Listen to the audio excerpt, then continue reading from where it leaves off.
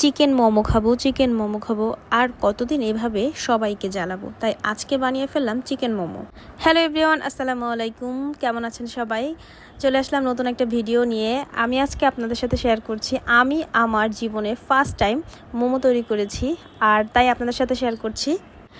ভাবতেই অবাক লাগে, যে মেয়েটা কোনো কিছুই রান্না করতে পারতো না, আজকে না সে কত কিছুই করতে পারে। আসলেই সত্যি, এই কথাগুলো শুনে হয়তো বা আপনাদের কাছে মনে হয় রান্না করাটা কি ব্যাপার। আসলে সত্যি কথা বলতে কি, আমি মোটেও রান্নাবান্না পারতাম না।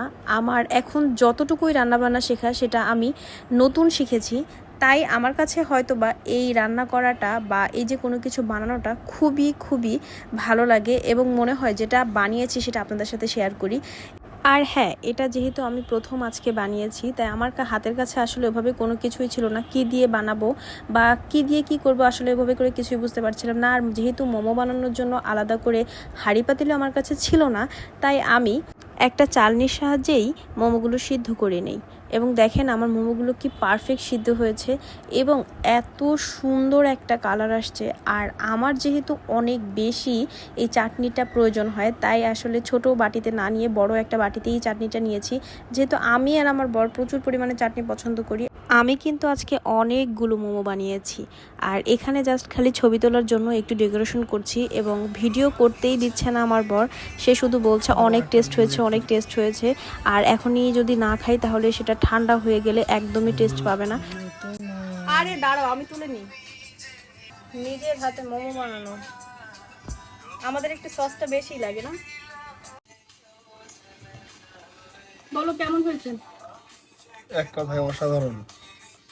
সত্যি খালি অসাধারণ অসাধারণ। হ্যাঁ, বাজারের থেকে অনেক ভালো, স্বাস্থ্যসম্মত।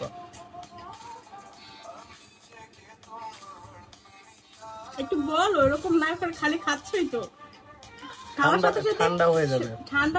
খাওয়ার সাথে সাথে বললে পরে যখন বানাবো আরো বেশি ভালো করে বানাবো।